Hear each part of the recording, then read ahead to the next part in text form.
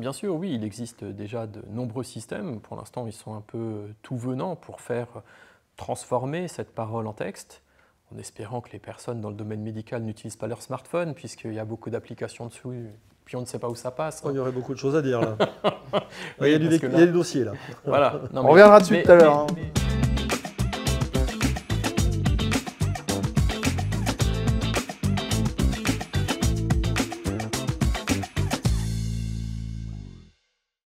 Bonjour à tous.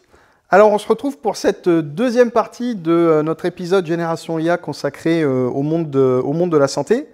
Alors pour ceux qui n'auraient pas vu la première partie, évidemment je ne peux que vous recommander de commencer déjà par regarder la première partie. Dans la première partie, on a parlé des cas d'usage actuels, des cas d'usage futurs. On a donné aussi quelques recommandations pour se lancer dans les projets IA. On a un peu parlé des limites. Autour de ça. Dans cette deuxième partie aujourd'hui, eh bien, on va voir comment on va répondre à une des problématiques majeures que rencontrent les médecins aujourd'hui, qui est le manque de temps. Alors, les facteurs sont multiples, mais globalement, toutes les études arrivent à la conclusion que les médecins disent manquer de temps. Alors avant de rentrer dans le vif du sujet, hein, on va juste se représenter brièvement.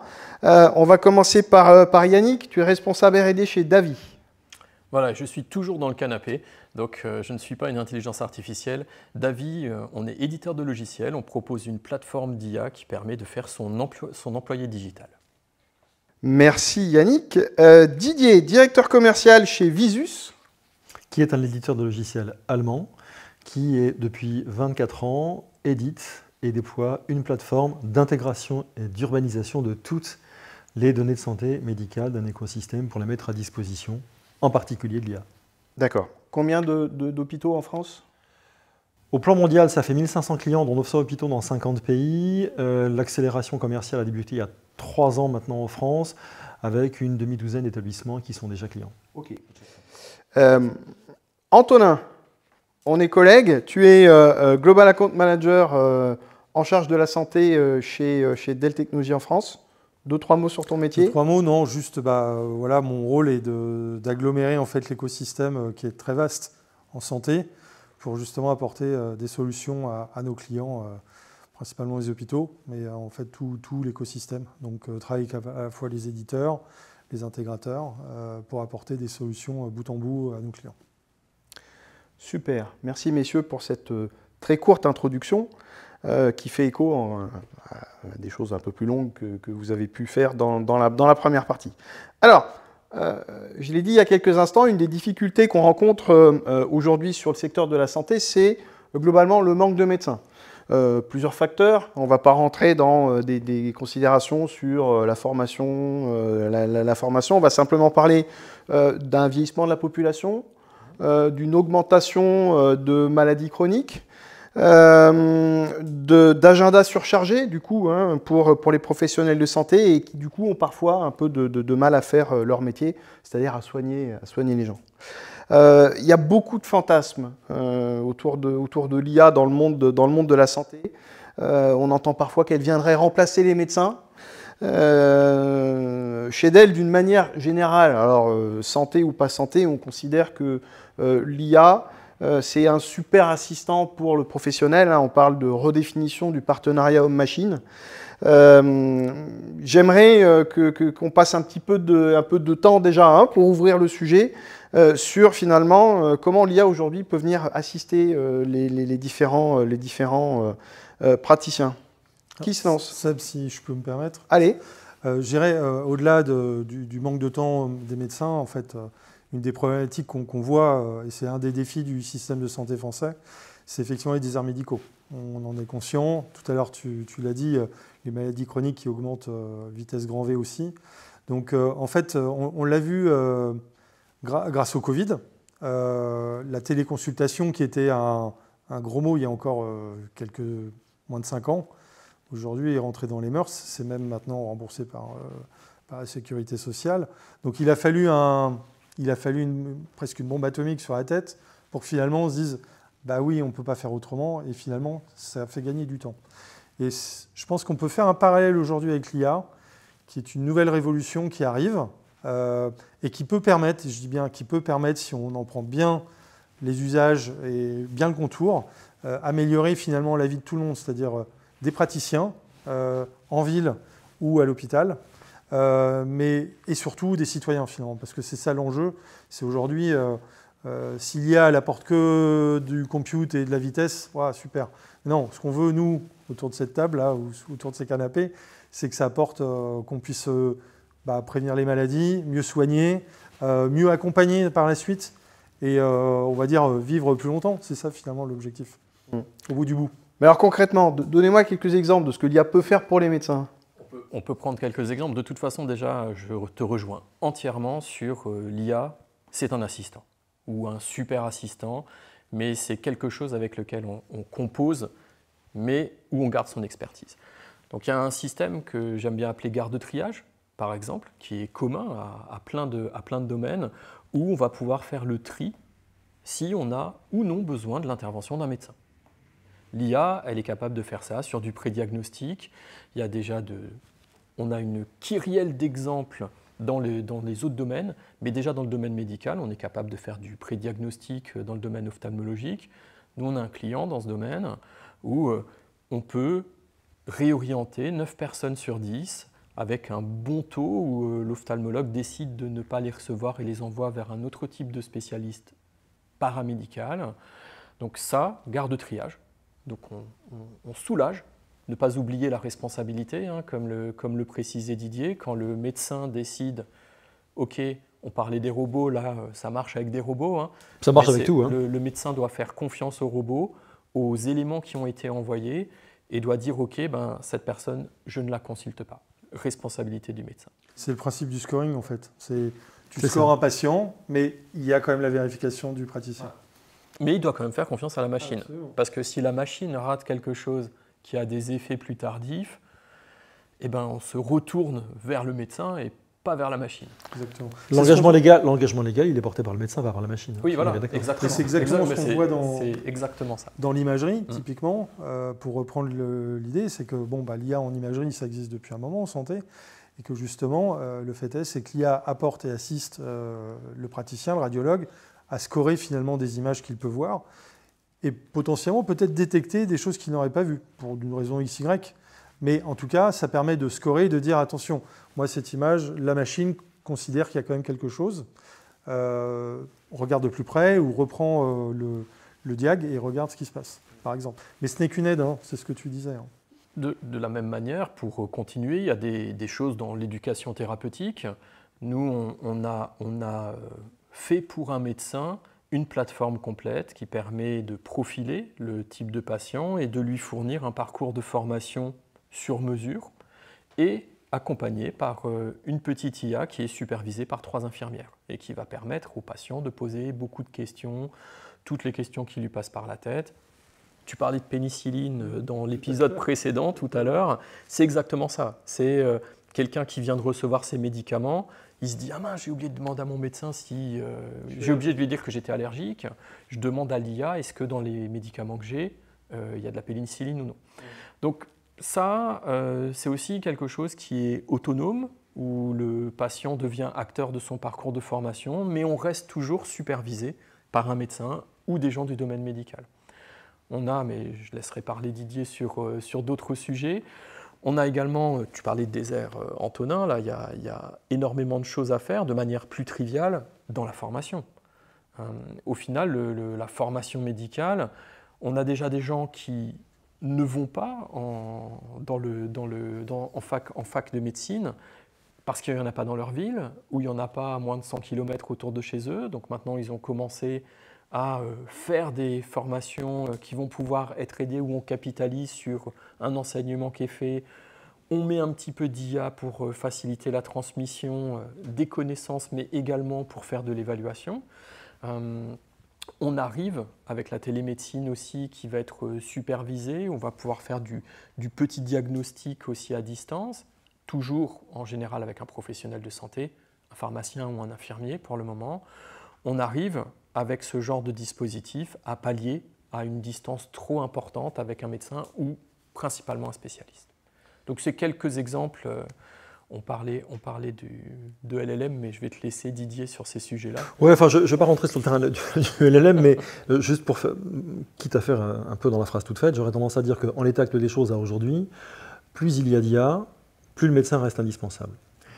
Il ne faut pas se mentir, on ne fait simplement, comme on le disait précédemment, que relever d'un cran la nécessité de faire intervenir le médecin sur un véritable domaine de prédilection, de compétence, en le déchargeant de tâches subalternes, comme tu l'évoquais, Antonin. Et précisément, tu parlais d'imagerie. Aujourd'hui, on sait qu'on a des startups, presque des scale-up maintenant, en imagerie, qui, avec des moteurs d'IA, arrivent à détecter précisément, parce que les modalités arrivent aujourd'hui à sortir des images toujours plus fines, des choses que l'œil humain ne peut pas voir, parce que lui, l'œil humain n'a pas progressé en soi. Et les radiologues sont 14-15 heures. Au contraire, oui, parce qu'ils sont 14-15 heures par jour devant leur écran avec leur stick mic à la main pour voir de l'image, et ça fatigue. Donc l'œil n'a pas progressé, l'image, elle, oui, et l'IA peut dire, tiens, tu n'as pas vu ça. Et donc on remet le patient dans la boucle pour être pris en charge précisément par le médecin, raison pour laquelle je dis, plus il y a d'IA, plus le médecin devient indispensable. Mais ça, ce sera vrai. Alors, je ne veux pas insulter l'histoire, on verra de quoi sera fait l'IA dans 10, 15, 20 ans. Peut-être qu'on a des surprises qui nous attendent, hein, j'en sais rien. Mais Et pour aller, si on parle un peu de choses qui existent dans d'autres domaines mais qui n'ont pas été appliquées à la médecine, un cardiologue avec qui on travaille nous explique qu'il reçoit énormément de mails de personnes qui ne sont pas ses patients. Mais comme son adresse, elle est facile à deviner avec le @chu-laville.fr, il reçoit plein de personnes qui envoient leur dossier, qui envoient énormément de matière, ils disent qu'est-ce que vous pensez de mon cas? Quoi de le docteur? Et il fait voilà, exactement. C'est réponds-moi. Tu as la charte Marianne, monsieur, hein, il faut que tu me répondes vite, hein, parce que sinon ça va mal se passer. Au final, ils sont sursollicités, ils sont bombardés d'informations. On parlait en off de résumé, de synthèse d'informations. Tout ça pourrait être traité par des IA, toujours, comme disait Didier, supervisé avant de donner un avis définitif. Il ne faut jamais envoyer vers le patient, en tout cas pas aujourd'hui, j'espère jamais, des choses qui sont définitives où on dit à quelqu'un « il faut faire ça ». Il faut absolument qu'on ait une supervision humaine derrière. Mais là, toute cette masse, on peut déjà la clarifier et sortir le médecin de cette boucle. On a tous, je pense, l'image du spécialiste qu'on rencontre et qui, à la fin du rendez-vous, prend son dictaphone et puis fait le compte-rendu à la voix avec une ou plusieurs assistantes qui, en fin de journée, vont aller taper ça et lui faire signer. Donc là, peut-être que le compte-rendu lui-même pourrait être déjà qualifié, pré-rempli. Moi, à titre personnel, pour une opération bénigne, j'ai eu un problème d'erreur de scoring par un radiologue. C'était sur un score tirage sur une thyroïde, pas grand-chose. Mais ça, typiquement, l'IA peut le faire, demain. En fonction de la taille du nodule, en fonction d'un certain nombre de critères, eh bien, le score TIRADS va être de niveau 2, niveau 3, niveau 4, peu importe, mais moi j'ai fait l'objet d'une erreur de scoring. C'est pas grave en soi. Diagnostic, finalement. Exactement. Alors c'est un indice, je dirais pas subalterne, mais qui fait partie d'un ensemble d'éléments et de critères du diagnostic, mais typiquement, je pense que ça, c'est le genre de choses qui pourraient être, j'imagine, pris en charge par l'IA. Et pour revenir à la question que tu posais, Sébastien, bien sûr, oui, il existe déjà de nombreux systèmes. Pour l'instant, ils sont un peu tout venants pour faire transformer cette parole en texte, en espérant que les personnes dans le domaine médical n'utilisent pas leur smartphone, puisqu'il y a beaucoup d'applications dessus, puis on ne sait pas où ça passe. Oh, il y aurait beaucoup de choses à dire, là.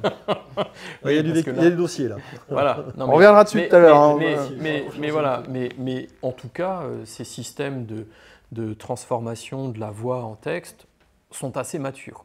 Ensuite, il faut s'assurer, ça je ne sais pas si ça existe, qu'on ait derrière quelque chose qui va permettre de renforcer pour le domaine médical. Donc ça existe dans d'autres domaines, ça doit déjà exister, ça ne doit pas être très difficile à mettre en place en tout cas. Tu parlais tout à l'heure du triage, c'est aussi le terme qui est employé dans les systèmes d'urgence, hein, que ce soit le SAMU au téléphone ou quand on arrive aux urgences à l'hôpital, avec un scoring qui, là pour le coup, il y a peut-être une capacité à en réaliser plus à l'instant T, donc venir désengorger, et puis, 2, avoir donc un diagnostic qui soit peut-être plus rapide, etc. Enfin, moi je pense que ça peut être l'un des endroits qui bénéficie peut-être le plus rapidement avec un quick win pour les systèmes d'urgence. Si on s'appuie sur un socle de données relativement large qui permet précisément d'augmenter la finesse du scoring, oui, ça fait du sens. C'est-à-dire qu'aujourd'hui, on a affaire à du triage, pour reprendre ce terme, dans les services d'urgence,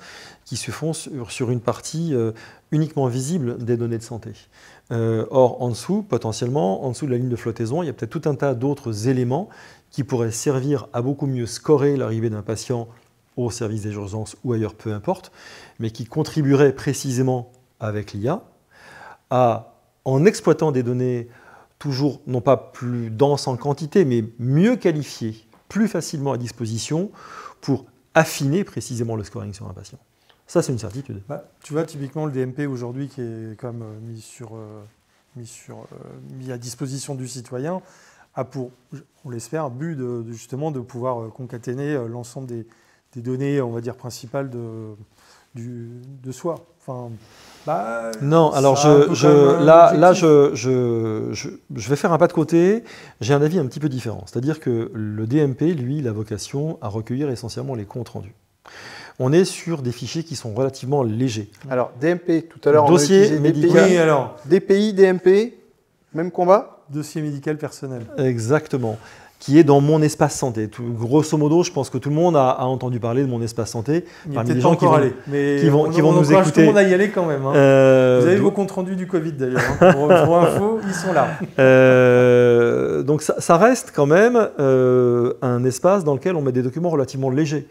Parce que si on devait mettre pour tous les citoyens de ce pays, tous les examens en imagerie, tous les examens en biologie, toutes les images, toutes les boucles vidéo qui sortent des colonoscopies, des échographies, mais mon Dieu, on aurait affaire à un espace, un fameux DMP qui serait obèse. Serais-tu en mauvaise santé? Donc c'est pour ça que l'exploitation du DMP, une fois encore, je reviens à la phase visible, à la partie visible de mon iceberg, oui, évidemment, c'est crucial. Le médecin généraliste va, lui, avoir accès au contenu de ce DMP, en l'occurrence. Mais c'est nécessaire, mais ça n'est pas suffisant, à mon sens. Alors, pardon, excuse-moi. Vous m'avez fait une super transition.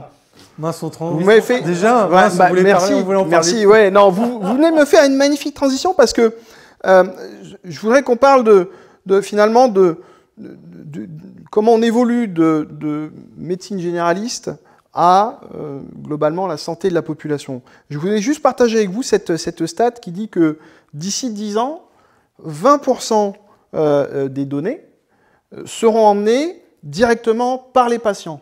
Elles seront issues des différents dispositifs que chacun d'entre nous porte aujourd'hui, plus ou moins évolués, certifiés ou non, fiables ou non au moment où on parle, mais ce sera à coup sûr plus le cas dans 10 ans,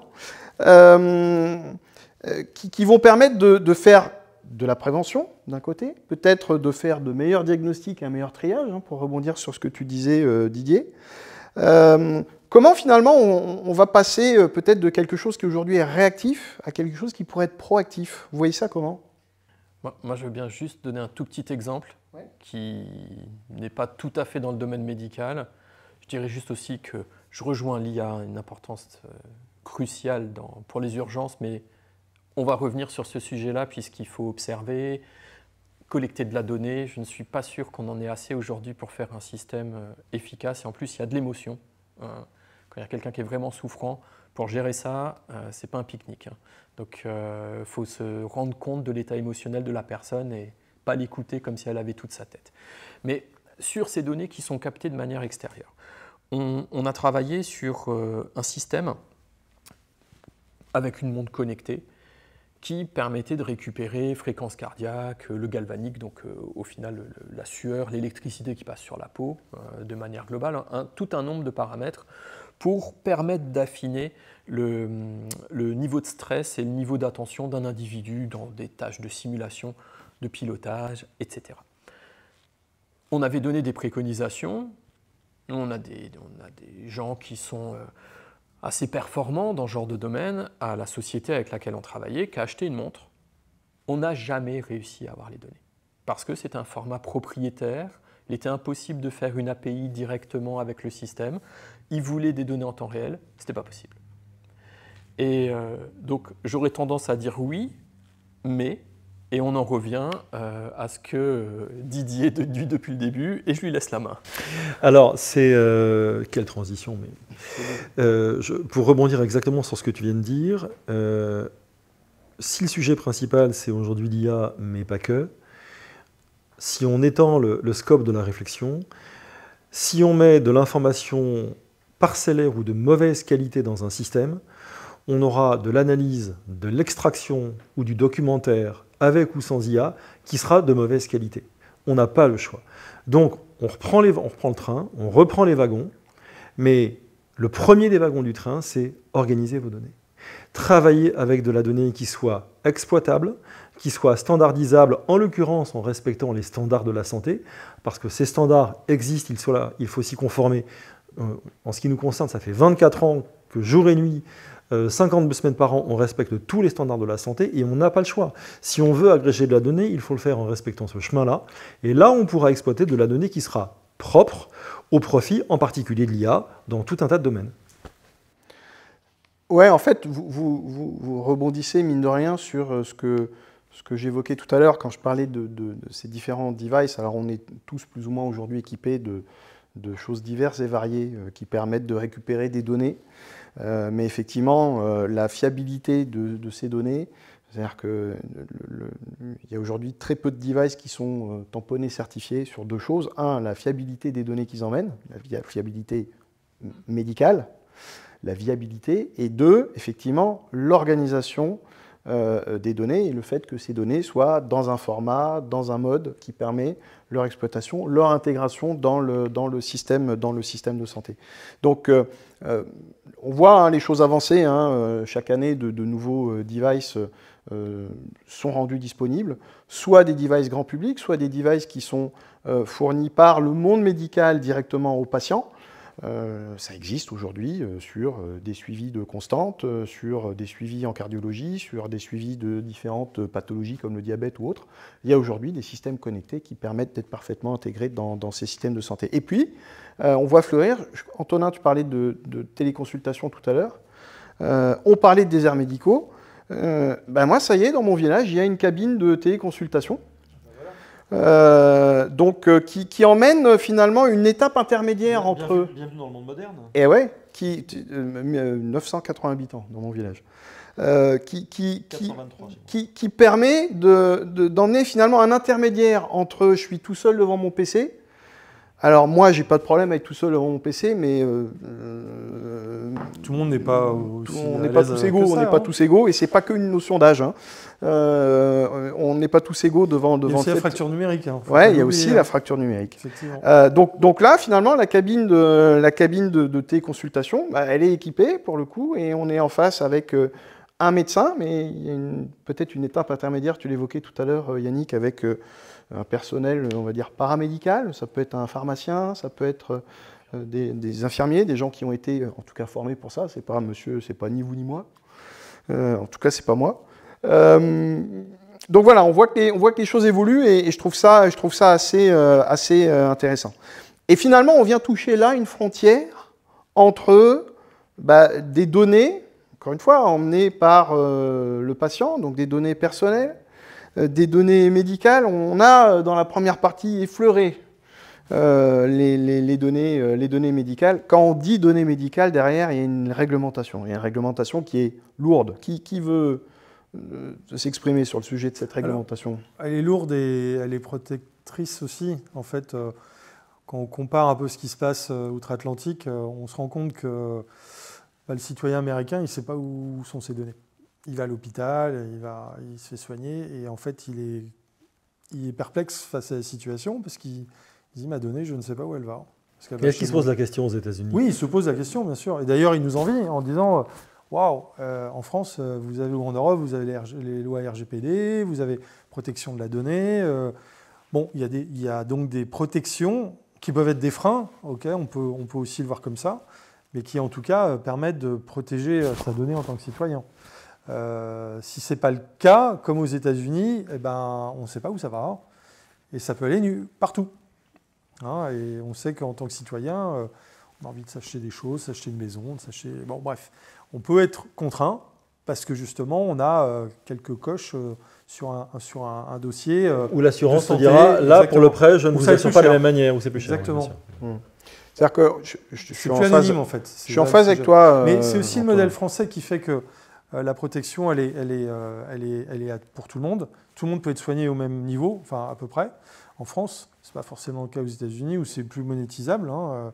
Donc en France, aujourd'hui, voilà, tout le monde peut aller à l'hôpital, se faire soigner ou aller chez le médecin. Il sera remboursé de l'acte, etc. C'est une vraie chance hein, qu'on Oui, a c'est une vraie chance. en France d'avoir finalement cette double protection. On a une protection du RGPD, donc sur les données personnelles, et encore au-dessus, on vient empiler les données personnelles médicales. Et typiquement, ça se reflète hein, quand on regarde les différentes études. Tu évoquais les freins, Antonin. Quand on regarde les études sur, donc quand on interroge les dirigeants, quels sont les freins à la mise en œuvre de l'IA en France et en Allemagne, comme par hasard, eh bien, on voit arriver des contraintes réglementaires, on voit arriver le respect de données personnelles, etc. Et encore une fois, hein, ce sont de très bonnes contraintes, ce sont de très bons freins qu'on ne voit pas aux US. Alors on dit les US c'est loin, mais on ne les voit pas non plus en Angleterre, parce que je vous rappelle que l'Angleterre n'est pas en Europe. En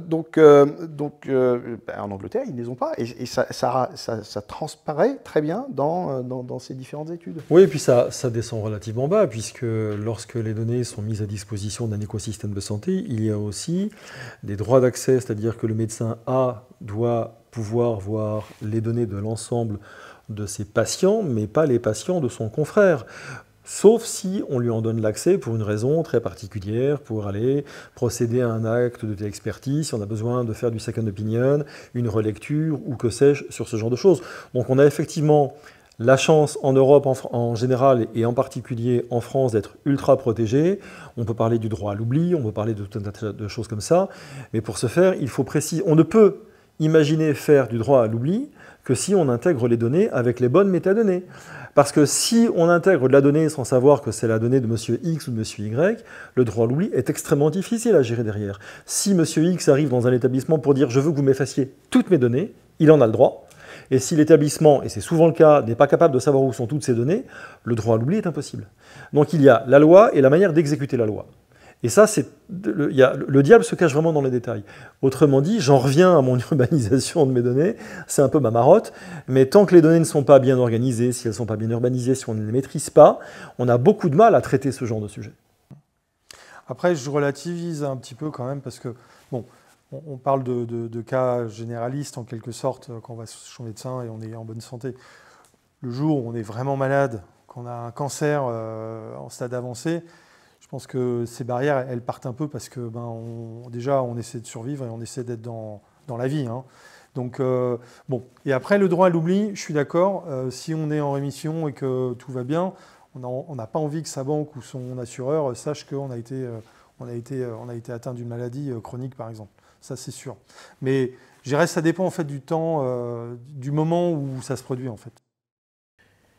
Et pour ajouter, hein, moi, je rejoins tout ce qui a été dit. On a vraiment de la chance d'avoir la RGPD et ce genre de choses, et ça n'empêche en rien de faire des traitements d'IA. Il faut juste être plus précautionneux. Et c'est juste prendre de la précaution, savoir avoir bien organisé ses données, être sûr qu'on ne tombe pas sur des données individuelles qu'on puisse retracer et pointer vers un individu. Tout au début, dans la première partie, on parlait également de créer de la donnée, de la générer.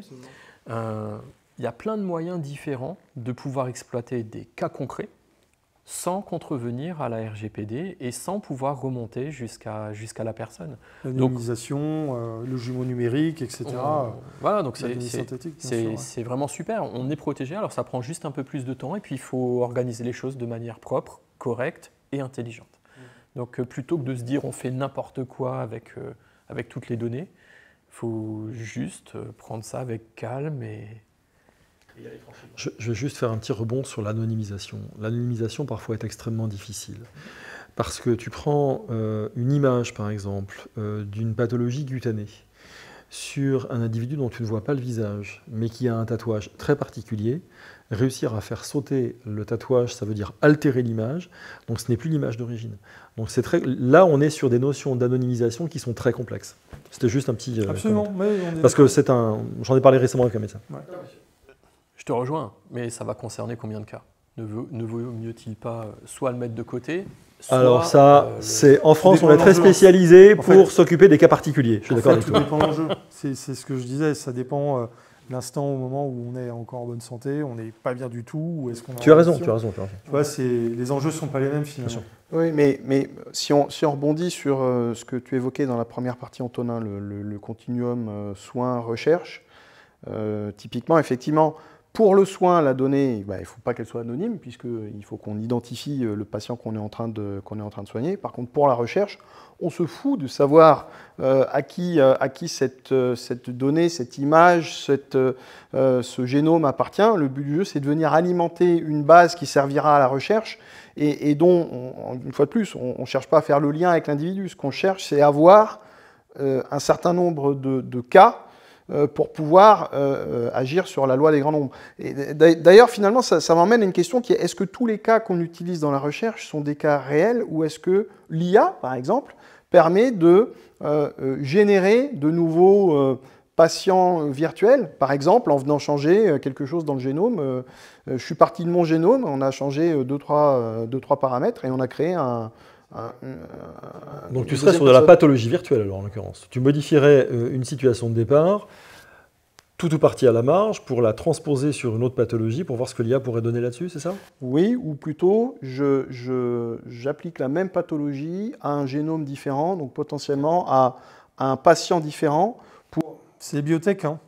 C'est un de leurs jobs, c'est d'aller justement simuler des évolutions. Tu amènes une protéine dans le corps et puis tu regardes ce qui se passe. Elle agit pas. Bon, alors évidemment, les modèles sont électroniques puisque c'est dans la simulation, mais c'est ce qu'on a fait avec la bombe atomique, hein. Aujourd'hui, on ne fait plus sauter de bombes atomiques, heureusement, mais parce qu'on fait tout par simulation, c'est exactement la même chose. Sauf que là, on est sur des domaines qui sont beaucoup plus complexes que l'était, on va dire, la fusion de l'hydrogène, par exemple, hein.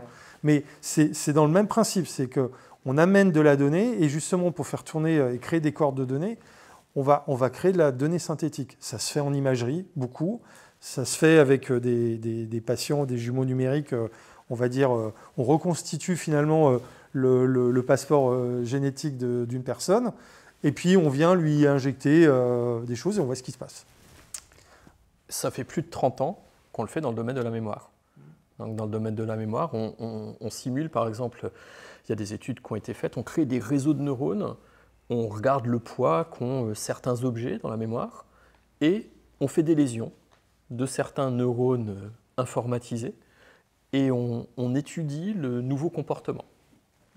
Typiquement, la médecine de précision aujourd'hui, enfin, l'avenir, le futur, ce qu'on souhaite tous, c'est que grâce à la recherche et au continuum soins-recherche, on puisse avoir un médicament qui soit dédié, en fait. Hein, parce qu'un médicament, ça peut soigner, ça peut tuer, hein, faut le savoir. Et donc, l'objectif de la recherche aujourd'hui, c'est de pouvoir apporter une cure, un médicament qui soit adapté à la personne. Alors, et on avait cette discussion en off, Antonin, mais globalement, on voit bien l'intérêt. On voit l'intérêt d'avoir des bases pour la recherche qui soient de plus en plus importantes. On pourrait tenter de se dire, pourquoi pas, on va dire, on est sur des enjeux de santé publique, potentiellement planétaires, pourquoi pas partager ces immenses bases de données, ces LLM, qui contiendraient les génomes de tout le monde, ou pourquoi pas aller en chercher ailleurs, sauf que, comme tu l'évoquais dans notre discussion, si je vais chercher une LLM en Chine, j'aurai des génomes asiatiques qui ne vont pas forcément correspondre et qui peuvent potentiellement, sur lesquels les médicaments peuvent ne pas réagir de la même manière que chez nous. Ça nécessite aussi, il y a des enjeux économiques derrière tout ça, et éthiques, mais il y a eu le plan génomique en France, on devait avoir 12 plateformes d'analyse du génome. Bon, on n'en a que 2 aujourd'hui. Bon, c'est déjà pas mal, mais en fait, on n'est pas allé au bout de la démarche. Et aujourd'hui, le vrai enjeu, c'est effectivement de comprendre le génome humain et de se dire, quand on fait des jeux de tests dans ce cet humain, on va dire, pas des cas cliniques, c'est-à-dire au lieu d'injecter un patient XY en disant bon, on va tester, le faire dans un format numérique, bah déjà on sauve la vie de pas mal de gens en fait. Hein. Parce qu'il y a quand même beaucoup de gens atteints de maladies chroniques, principalement le cancer, bah, qui sont finalement des cobayes. Hein. Faut dire ce que c'est. Mais parce qu'ils sont à un tel stade que de toute façon, c'est à la vie et à la mort. Hein. Donc ils ont le consentement, hein, il n'y a pas de sujet. Mais en tout cas, ça aide la recherche, effectivement. Ça aide à comprendre. Ça marche. Ça marche. Pas toujours, mais ça marche. Et tant mieux. Mais voilà, et la recherche, elle avance comme ça. Et c'est là où le soin et la recherche, bah, c'est ce fameux cercle vertueux. Et si l'IA peut apporter sa contribution à justement faciliter, à éviter justement ces pertes de chance, bah, tant mieux pour tout le monde, finalement. Didier, tu réagissais sur l'éthique. Bah, c'est un peu en écho à la fameuse boîte de Pandore que tu as évoquée dans la première partie.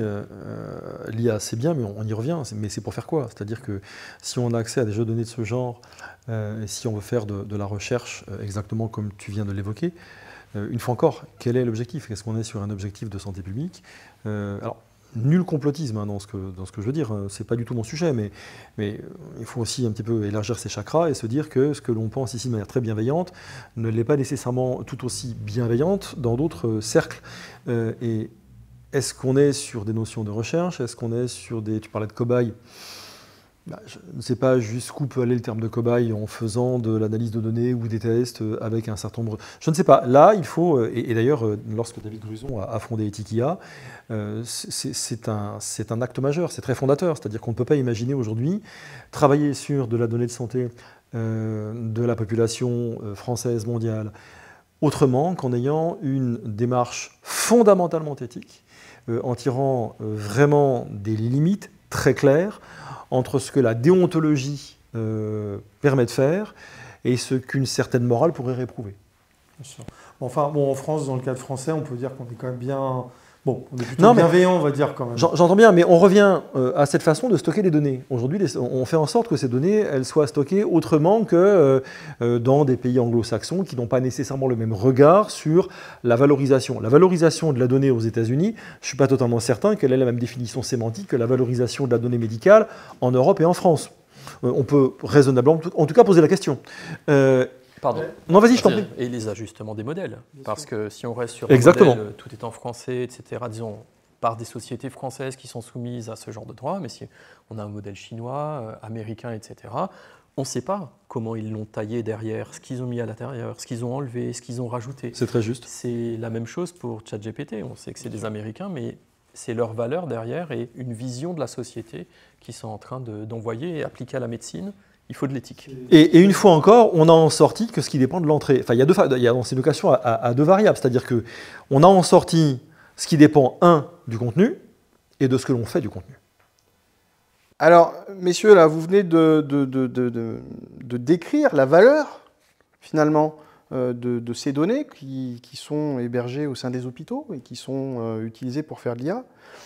On sait que les hôpitaux sont déjà une cible de choix pour les attaquants. Comment on la protège, cette donnée un peu particulière, qu'est celle de l'IA? Est-ce qu'on la protège comme les autres, finalement? Moi, je dirais que oui, bien sûr. Évidemment, je pense qu'il faut... Enfin, les données de santé restent une donnée très attractive pour les hackers. Donc oui, il faut la protéger par tous les moyens possibles. Je pense que la technologie est là quand même. En fait, ce qui manque souvent en France, c'est surtout les moyens. Alors, c'est en train de changer petit à petit, on voit, parce qu'il y a eu quand même beaucoup d'hôpitaux attaqués, enfin beaucoup, quelques-uns, pardon. Mais en tout cas, on a vu les impacts que ça pouvait avoir, et on ne peut pas les accepter en quelque sorte. Donc en fait, aujourd'hui, on va dire le pouvoir public fait que... Bon, il commence à mettre les moyens, en tout cas sur les services hospitaliers, pour qu'ils puissent mieux se protéger. Je dirais que d'un point de vue IT...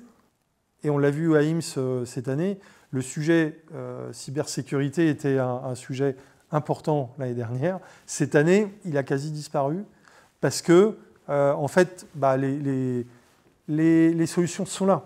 Elles sont là. Voilà, il faut simplement bien les appliquer. Mais ça demande des moyens. Je suis d'accord. Moyens humains, moyens de compétences, moyens financiers, évidemment. C'est en fait, on peut excuse-moi Yannick, on peut presque appliquer leur terminologie quand on parle de bénéfice-risque. C'est-à-dire, c'est quoi le bénéfice et c'est quoi le risque / le coût de mettre en place une solution de cyberprotection? Alors sur la donnée de santé, elle est quasiment à 100. Hein. Je dirais qu'elle est même plus au-delà du bancaire, parce que c'est de la donnée personnelle. On parlait la cybersécurité, ça a peut-être quitté le domaine médical, mais c'est un gros sujet hein, avec les voitures autonomes. Bon, on ne parlera pas de l'issue ni de la voiture autonome, mais avec tous ces objets dont on pourrait prendre le contrôle, les nouvelles failles, elles ne cessent d'apparaître. Et c'est des enjeux qui sont majeurs. On parlait des mondes connectés, de plein d'objets différents qui apparaissent. On ne sait pas ce qui va apparaître demain, donc c'est un enjeu évolutif et qui bouge énormément. On en parlait en off aussi, une des grosses variables et une des grosses failles de sécurité, c'est l'humain, par ses comportements. Et on voit dans les formations à la cybersécurité, il y a bien sûr tout ce qui est fait au niveau technique qui est extrêmement important, qui je pense est bien calé, ça je rejoins entièrement, mais c'est l'humain et ses pratiques. Et là aussi, il y a un défaut de formation. Je vois surtout ça dans le monde des IoT, des objets connectés, les montres, la domotique, les véhicules autonomes, qui est au final un gros objet connecté. Le gros problème, c'est l'utilisateur. C'est l'utilisateur et au-delà de ça, les portes d'entrée sont tellement nombreuses dans un établissement hospitalier. Pour se pencher un tout petit peu sur le matériel biomédical, ce qu'on appelle les modalités biomédicales, combien de fois on observe des matériels qui tournent sur des versions d'operating system qui sont antédiluviens et qui ne sont plus supportés, qui sont connectés bien ou mal, plus ou moins à un Wi-Fi de l'établissement qui est plus ou moins bien lui-même protégé, qui a un port USB pour aller sortir de la donnée. Ce port USB, on ne sait pas comment est-ce qu'il est géré derrière, est-ce qu'il est suffisamment condamné. Les trous de souris sont colossaux. Et d'une certaine manière, enfin, j'aurais tendance à penser, j'espère me tromper, mais que la sécurité des systèmes d'information hospitaliers, c'est un peu une pyramide à l'envers, quoi. C'est extrêmement casse-gueule. Faut pas se mentir. Parce qu'on n'a pas donné les moyens pas du tout. On n'a pas donné les moyens à tout cet écosystème santé de se protéger. Mais parce qu'on va chez le dentiste quand on a mal aux dents. C'est-à-dire que c'est quand ça s'est cassé la figure qu'on se dit tiens. Bon, ça pourrait faire partie d'un troisième volet. Ouais, alors si ça peut vous rassurer ou finir de vous inquiéter, c'est pas propre au monde de la santé. On a la même chose dans l'industrie, on a la même chose dans beaucoup de secteurs. Mais la donnée de santé est quand même très, une valeur assez importante et c'est ce qui fait en fait sa fragilité, c'est qu'elle peut être, si elle est attaquée, elle peut être facilement utilisée pour plein de choses en fait. Alors vous êtes super, vous me faites vraiment toutes les transitions. Yannick, tu as évoqué la formation, la pédagogie. Allez, pour cette dernière question guidée, parce qu'il me restera une grande question ouverte pour conclure, pour cette dernière question guidée, finalement, au-delà de la technique, il y a effectivement préparer les acteurs du système de santé, qui ne sont pas forcément que les soignants. Comment on les prépare à la transformation? Comment est-ce qu'on leur explique? Comment est-ce qu'on les forme? Comment on anticipe finalement avec eux cette vague, si on le fait déjà? Ou comment il faudrait le faire? Qui veut se lancer? Allez, vas-y, pars devant. J'aurais mieux fait de me taire, du coup. Déjà, il faut les écouter. Je pense que c'est une première chose, parce que le médecin est aussi, pour partie d'entre eux, chargé de la formation de ses pairs. Et c'est la même chose sur plein de personnes dans cet écosystème. Donc ils sont déjà en charge de la formation des autres, qui leur prend énormément de temps. Et par rapport à ça, il y a déjà une prise de conscience qui est même allée jusqu'au niveau de l'État. On n'en a pas parlé dans l'épisode précédent, mais en fin de compte, que ça touche à l'informatique ou à l'intelligence artificielle, ils essayent de plus en plus de combiner les formations pour éveiller et essayer d'intégrer ça dans tous les cursus, à la fois dans le domaine médical, mais également des juristes qui vont être formés en santé, également des gens qui font de l'intelligence artificielle, qui sont également formés en santé. Ils essayent de le faire en amont. Donc ça marche pas, mais il y a cette intention, c'est dur à mettre en place, c'est des travaux qui ont commencé l'an dernier, en 2023, donc ça va mettre du temps pour porter ses fruits. Ensuite, il y a des gens qui sont à la manœuvre. On a un certain nombre de médecins, il y a des clubs, il y a des promoteurs, des gens qui sont dans le système, qui font de plus en plus, on a de plus en plus d'hackathons santé, où c'est des médecins qui organisent ça. Il y en a dans plusieurs régions, où ils font se réunir des personnes qui font des formations techniques dans l'IA, etc. Ils présentent leurs problématiques et ils disent, voilà, qu'est-ce que vous pouvez nous apporter? Ils font ça avec des étudiants, ils font ça avec des sociétés technologiques. Donc ça, c'est des petits phénomènes. Je pense qu'il y a déjà un petit courant qui est en train de partir, qui est en train d'essayer de faire en sorte de comprendre comment l'IA peut être intégrée. Ensuite, de manière générale, j'aurais tendance à dire qu'il faut expliquer aux gens et comprendre ce qu'ils font pour pouvoir bien les accompagner. On a un peu tendance à essayer de penser à leur place et à leur dire c'est de ça dont vous avez besoin. Alors, est-ce que le DSI, la DSI et les soignants doivent se rapprocher? Est-ce que nos médecins doivent devenir des data scientists? Comment vous voyez la relation? Vas-y, poursuis. Idéalement, pour finir, il faudrait que ce DSI ait eu une partie de son cursus qui soit consacrée à la médecine et que le médecin ait eu que les gens du monde médical, pas forcément le médecin, mais des gens qui vont l'assister, aient aussi une petite notion de ce qu'est le métier du DSI. Parce qu'en fin de compte, là-dedans, il n'y a pas d'ennemis. Il y a juste des gens qui, tu le disais Antonin, toi aussi tu n'arrêtes pas de le dire Didier, ils sont en silo. Et je me souviens, pour ne prendre que cet exemple qui est assez récent, quand il y a le DPO, les gens qui vont justement gérer la RGPD, qui vont faire attention que la donnée ne parte pas n'importe où, les sociétés sont obligées d'avoir un DPO, il y en a eu dans les hôpitaux, il y en a eu dans les universités, c'est devenu l'ennemi à abattre, qui empêchait tout le monde de tourner en rang. C'est un peu comme le DSI. Et au final... Comme le RSSI. J'allais le dire. Et c'est sur ça qu'il faut travailler. On impose, on dit oui, il faut de la réglementation, mais cette réglementation, c'est aussi un trésor pour nous, puisqu'on sait que nos données sont protégées et on sait qu'on peut faire, il faut juste penser différemment. Et cette culture du changement, il faut l'accompagner, mais en prenant tout le monde ensemble. Il ne faut pas prendre juste le médecin, il faut l'emmener avec son DSI, parce que le DSI pourra tout arrêter. De la même manière, la direction qui fait les études cliniques, on parle de recherche, enseignement, c'est elle qu'on doit avertir en premier, elle doit dire non, c'est elle qui va embarquer ce fameux garant de toute la donnée pour être sûr qu'elle soit bien utilisée. Il faut informer tous les acteurs et pas les prendre comme des obstacles à passer. Et je pense que c'est ça qui manque. Le rôle de data scientist, ça existe depuis peu de temps finalement. Quand on regarde en data scientist, moi, la première fois que j'en ai entendu parler, c'était il y a 2-3 ans. Et ça m'a tout de suite fait tilt. Je dis bah oui, évidemment, parce que pour faire le lien entre le DSI et puis, on va dire, l'expert métier, il faut quelqu'un au milieu qui puisse justement être l'interface, l'interopérabilité en quelque sorte entre le domaine IT d'un côté et puis la partie métier. Et en fait, c'est un facilitateur. Ce rôle, il doit être facilitateur dans l'entreprise, hein, dans l'hôpital, n'importe où. Il doit être le facilitateur. Comme d'autres métiers tels que les urbanistes de données. Il y a quelques années de ça, c'est un métier qui aujourd'hui a un véritable sens. Bien sûr. Urbaniser les données, ce n'est pas un gros mot. Ça correspond à quelque chose dans un établissement hospitalier en particulier. Je reviens juste sur le sujet là.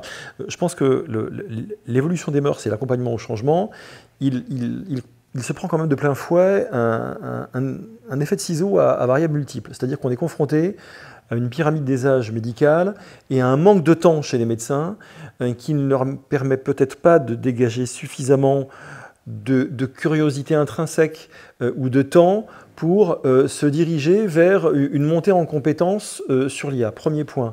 On parlait de DSI tout à l'heure. Aujourd'hui, le DSI, quand on a sur la table 100, 200, 300 projets à mener et qu'on se dit il faut qu'en plus je fasse de l'accompagnement au changement ou de l'éducation auprès de mes médecins, c'est extrêmement compliqué. Quand déjà ils essayent de faire plaisir à tout le monde, ce qui au fond quelque part revient à finalement faire plaisir à personne. Donc ça pose un véritable problème. Et puis enfin, on a des médecins qui, pour des raisons légitimes, mais aussi pour des raisons peut-être d'aura ou de volonté de se distinguer à juste titre, disent « moi je veux ça ». Et concilier l'ensemble de ces facteurs, c'est extrêmement compliqué. Donc ça va prendre du temps. Je ne sais pas si ça passera par un rajeunissement de la pyramide des âges médicales. Peut-être qu'avec des médecins qui seront plus digital compliant, ils se dirigeront peut-être plus naturellement vers l'IA, possiblement. Mais on est peut-être sur une phase de transition entre une certaine forme d'ancien monde et le monde de demain où on digérera peut-être plus facilement l'IA parce qu'on naîtra avec. Alors c'est marrant, j'allais vous poser cette question sur le potentiel choc de génération. Et je crois que c'était toi, Yannick, quand on a préparé, qui me donnait l'exemple finalement contraire, c'est-à-dire contre-intuitif, de pontes qui sont proches de la retraite et qui ont ce besoin finalement de transmettre et qui voient dans l'outil numérique, dans l'IA, dans l'outil digital, une possibilité de le faire.